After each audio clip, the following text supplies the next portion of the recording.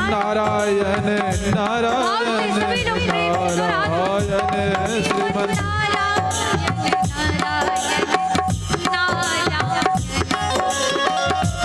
नारायण नारायण नारायण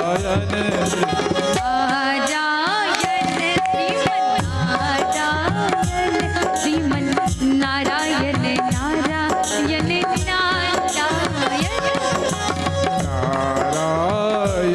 श्रीमन नारायण श्रीमन नारायण नारायण नारायण श्रीमन नारायण नारायण नारायण श्रीमन नारायण नारायण नारायण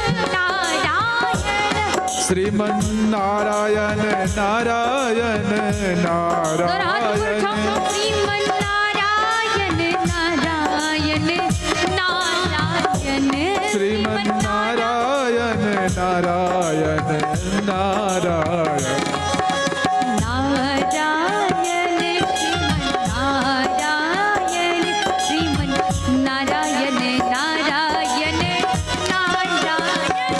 श्रीमन नारायण श्रीमन नारायण श्रीमन नारायण नारायण नारायण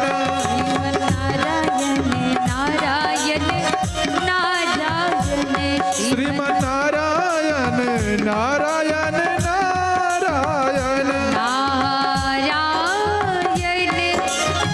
श्रीमन नारायण नारायण श्रीमन नारायण नारायण नारायण बोलिए नारद जी भगवान की। नारद जी का गान। नारद जी ने कहा, हे कंस, मैंने सुना है तूने देवकी और वासुदेव की 8वीं पुत्री योग माया को छोड़ दिया। कंस ने कहा, बिल्कुल हाँ, उचित सुना है। क्यों छोड़ा? कंस ने कहा, अरे नारी जाति में शक्ति कहाँ होती है? नारी जाति तो तुच्छ होती है। तब नारद जी ने कंस को समझाया कि देख कंस, जिसे तू शक्तिहीन समझ रहा है, जिसे तू तुच्छ समझ रहा है, कब वो नारी शक्ति तेरा विनाश कर दे, कब वो नारी शक्ति के हाथों तेरा नाश हो जावे। कथा आती है कि नारद जी ने कंस को समझाया, नारी की महिमा बताई, और सत्य है नारी में बहुत महिमा है। कंस डर गया और आज वही छोटी सी बालिका योग माया को उठाता है, 10 दिशाओं में घुमाकर पटकने का जैसे ही प्रयास मात्र करता है, वैसे ही वो महाकाली महायोग माया सिंह पे सवार हो, सिंह पे आरूढ़ होकर भगवती महायोग माया अष्टभुजी दिव्य प्रियतम सुंदरता लेकर प्रकट हो जाती है और कहती है, हे कंस, तू मुझे क्या मारेगा? दुष्टों को धारण करने वाली मैं हूँ, तू मुझे क्या मारेगा? चाहूं तो पल भर में मैं तेरा नाश कर दूं, लेकिन ये कार्य मेरा नहीं है। इस कार्य को करने के लिए गोकुल में भगवान श्री कृष्ण का अवतार हुआ है और इतना कहकर वो माया, वो योग माया गायब हो जाती है। बोली योग माया मैया की। तो दो देवी की कृपा और महाकाली की कृपा पर कभी भी भूल कर दिमाग नहीं लगाना चाहिए। विश्वास सदैव अटल होना चाहिए, तभी देवी कृपा करेगी। तो देवी की कृपा क्या है? तो आपके जिस क्षेत्र में आप रह रहे हैं, यहाँ पर एक महान शक्ति विराजमान है, जिसका नाम मैंने कल भी लिया। जिन महामाया का नाम वो है महातारा। बोलिए महातारा मैया की।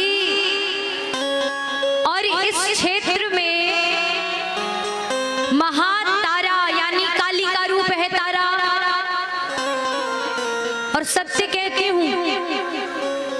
जो भक्त, जो महातारा का भक्त प्रातः काल उठते ही तारा तारा करता है, उसके जीवन में ऐश्वर्यता, संपन्नता का आगमन होना आरंभ हो जाता है। और इस क्षेत्र के लोग, जो लोग धन से पीड़ित है ना, जिनके पास धन की कमी है, लक्ष्मी की कमी है, हाँ, वो प्रातः काल जब उठते हैं तो तारा का नाम, तारा कौन है? बोले तारा महाकाली का रूप है। और महान तारा का साधक कौन है? तारा मैया के साधक कौन है? बोलो। बाम खेपा जी महाराज। बोलिए बाम खेपा भगवान की। तो वही बामा खेपा का कथा आता है। बहुत सुंदर माँ भगवती तारा की महिमा बताई गई है। माँ तारा का पुस्तक है, उसमें कि देवी की महिमा क्या है। तो बाम खेपा जी महाराज, जिसको बामा खेपा कहते हैं, वो इतने प्रसिद्ध साधक थे, इतने दिव्य साधक थे, इतने तेजस्वी, इतने ओजस्वी, इतने ओजस्वी कि उन्होंने महाकाली को प्रसन्न किया अपने साधना के बल पर। और माँ तारा को वो माँ मानते थे। जिस प्रकार से एक बालक अपनी माँ के साथ व्यवहार करता है, उसी प्रकार वो बामा खेपा जी महाराज महातारा के साथ व्यवहार करते थे, बातें किया करते थे। लोगों के अनुसार बामा खेपा जी महाराज पागल थे, लेकिन वो बाम खेपा इतने दिव्य निकलेंगे कहाँ, किसको पता था। तो उस साधक के विषय में एक कथा आती है कि एक बार की बात है कि जिस गांव में बाम खेपा जी महाराज रहते थे, उस गांव में एक मास्टर जी पढ़ाते थे। तो मास्टर जी को पता चला कि यहाँ माँ तारा के साधक हैं बाम खेपा जी महाराज, जिन्होंने महातारा को सिद्ध किया है, भगवती को सिद्ध किया है। तो मास्टर जी के मन में आया कि यदि सत्य में भगवती है, महाकाली का स्वरूप तारा है, जिसको बाम खेपा जी महाराज ने पाया, तो बामा खेपा कहते थे सबों से कि मेरी माँ मेरे साथ है। बोले कहाँ? बोले शिला में विराजमान है। बाम अभी जो माँ तारा का जो आप जो अप्रियतम सुंदरता देखते हैं, उसके अंदर एक दिव्य शिला है, जिसकी तपस्या वशिष्ठ जी महाराज ने की थी। और उस शिला को सिर्फ महातारा के साधक ही देख सकते हैं, कोई आम मनुष्य हम और आप नहीं देख सकते। तो कथा आती है, एक बार बोलो ओम काली। ओम काली। क्योंकि कथा बहुत दिव्य है और कुछ ही क्षण में कथा का विश्राम होगा, इसीलिए जितनी भी कथा है उसको श्रवण करना ही उचित है। तो ध्यान देना मेरी प्यारी मैया, बाम खेपा जी महाराज के पास कोई भी आते थे वो कहते थे कि देवी के प्रत्यक्ष दर्शन मुझे हुए हैं, माँ भगवती मेरी है, मेरी मैया है। सब पूछते थे क्या सच में तूने भगवती को देखा है? बाम खेपा जी महाराज कहते हैं हाँ बिल्कुल देखा है, मैं अपनी माँ को खाना खिलाता हूँ और ये सत्य है, ये कलयुग की घटना सत्य है। तो मास्टर जी के मन में आया कि क्यों ना जो बाम खेपा कहता है कि मुझे माँ भगवती ने दर्शन दिया है, उस बाम खेपा से जाकर मैं कहूँ कि मुझे भी माँ भगवती से मिला। गए बाम खेपा जी महाराज के पास मास्टर जी, और ध्यान देना मेरी प्यारी मैया, गए और कहा प्रणाम किया और कहा, हे वाम खेपा जी महाराज, मैंने सुना है कि आपने भगवती को देखा है, मुझे भी भगवती को देखने का मन करता है। तो वो वाम खेपा जी महाराज कहते हैं उस मास्टर जी को कि तुझे देखना है, यदि माँ भगवती के दर्शन करना है, महातारा को देखना है, तो तुझे साधना करना पड़ेगा। बोले साधना, कैसी साधना करना है, कौन सा साधना करूं जिससे माँ भगवती मुझे दिखे? वाम खेपा जी महाराज ने कहा, दिखेगी, बिल्कुल दिखेगी। बोले रात में शमशान में बैठ जा। कहाँ बैठ जा? कहाँ बैठ जा? शमशान में। मास्टर जी डर गए, अरे वाम खेपा पागल हो गया, शमशान में बैठने को कह रहे हो? बिल्कुल शमशान में बैठ तो जा, माँ भगवती जरूर आएगी, देखना रात भर, लेकिन बैठना पड़ेगा। वाम खेपा जी महाराज महातारा के साधक हैं, बहुत प्रसिद्ध साधक हैं। नहीं पता है उनके विषय में तो यूट्यूब में सर्च कर लेना। शमशान घाट में रात भर तपस्या कर, तब जाकर देवी मिलेगी। क्योंकि कहते हैं कि एक पुस्तक में शास्त्रों का जब अध्ययन करेंगे तो महातारा तारा के साधक में वाम खेपा जी महाराज कोई आम मनुष्य नहीं थे, वे साक्षात बाबा भोलेनाथ के अवतार माने जाते हैं। और वो परम भक्त हैं और सदैव सर्वदा रहेंगे, क्योंकि भक्त कभी कहते हैं कि वह मास्टर जी रात्रि को 9 बजे शमशान घाट में चले गए। 12 बज गया, देवी कब आएगी, सोच रहे हैं, नींद भी आ रहा है। बैठे हैं मास्टर जी। मास्टर जी सोच रहे हैं कि ये वामा खेपा पागल हो गया है। 12 बज गया, अभी तक कोई नहीं आया। कहते हैं कि ठीक 12:30 बजा, ठीक 12:30 बजता है। और 12:30 बजे कहते हैं कि एक बूढ़ी मैया आती है। और वो बूढ़ी मैया कौन थी? एक बूढ़ी मैया अपनी बकरी को खोजते खोजते आती है और कहती है मास्टर जी से, मास्टर जी, अरे ओ मास्टर, तूने इधर कहीं मेरी बकरी को आते हुए देखा है क्या? मास्टर जी, लेकिन मामा खेपा जी महाराज ने कहा था कि यदि कोई भी आ जावे तो उसे कोई उत्तर नहीं देना, कुछ मत कहना। लेकिन मास्टर जी कहाँ मानने वाले थे। मास्टर जी को तो विश्वास ही नहीं था कि भगवती आएगी। तो एक बुढ़िया आई, एक बूढ़ी मैया आई और कहा, अरे बेटा, तूने इधर कहीं मेरी बकरी को आते हुए देखा है? तो एक बार तो मास्टर जी कोई जवाब नहीं दिया, उत्तर ही नहीं दिया उन्होंने। दोबारा कहा, बुढ़िया मैया ने,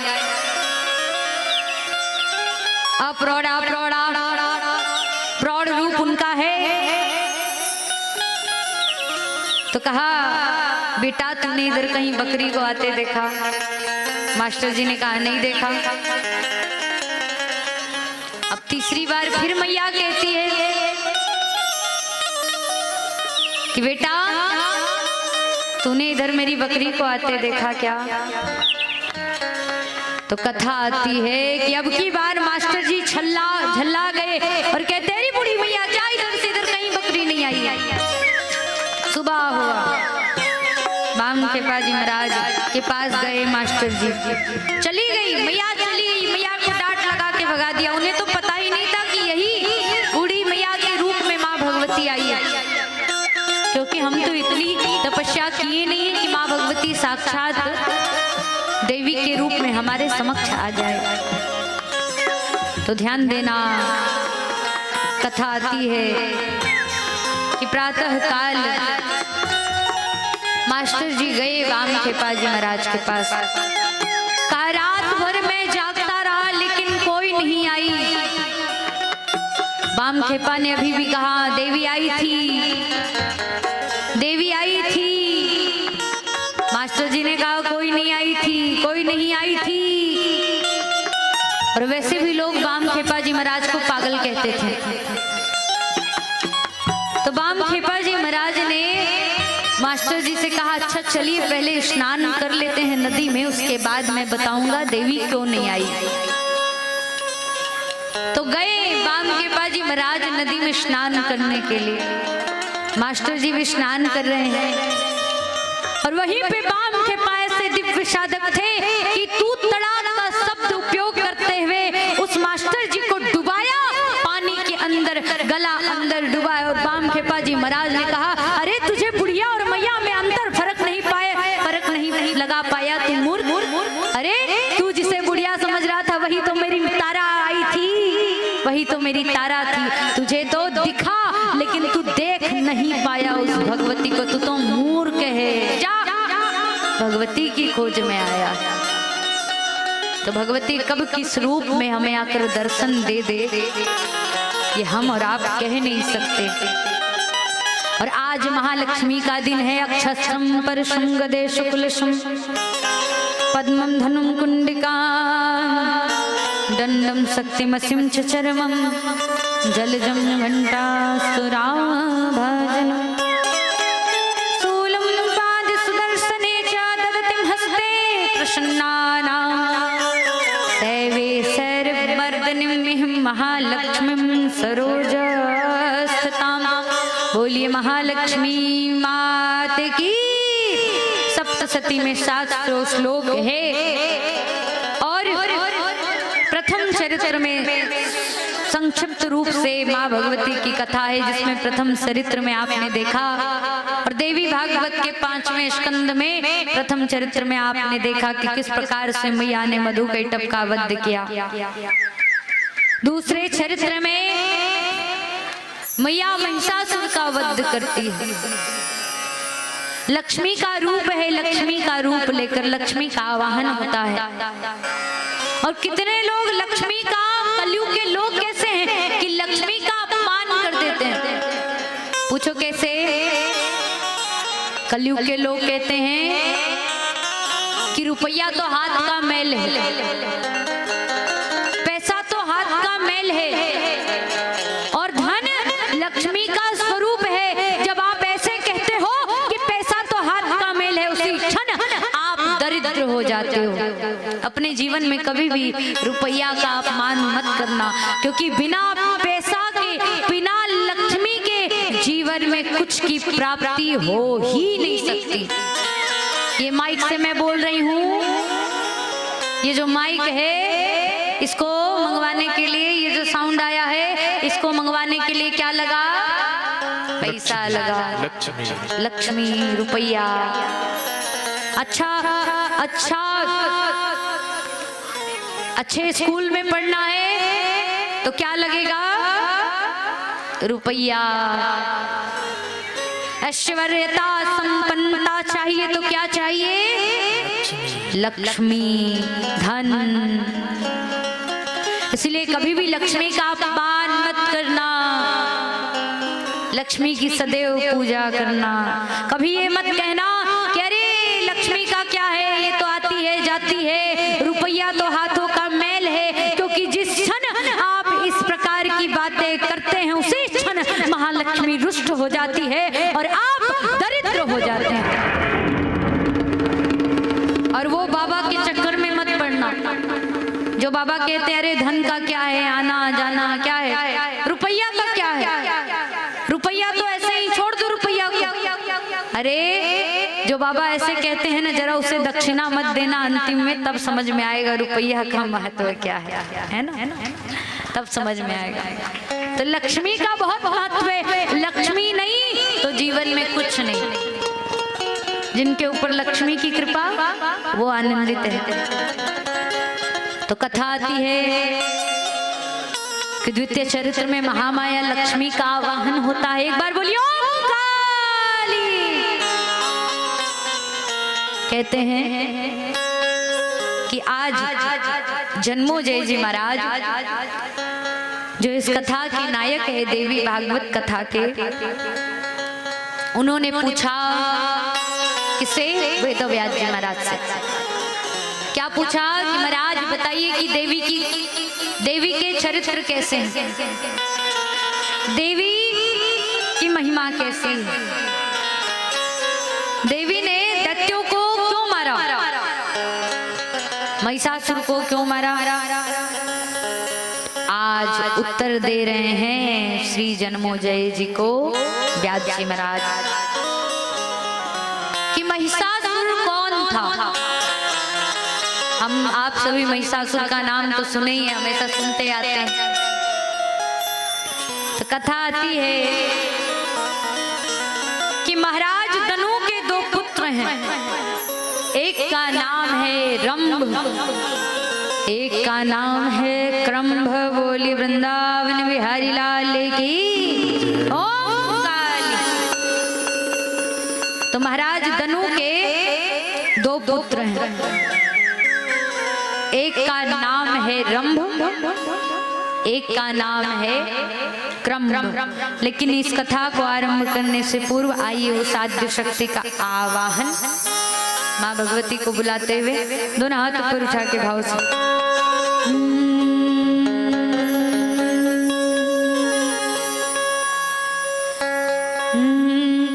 मेरी विनती यही है अम्बा रानी, कृपा वर्षाए रखना, मेरी अम्बा कृपा वर्षाए रखना।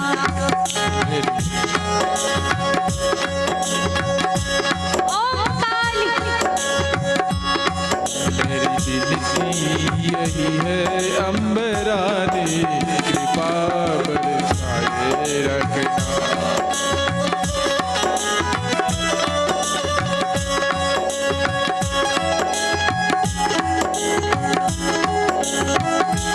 मेरी विनती यही है अम्बा रानी, दया बरसाए रखना,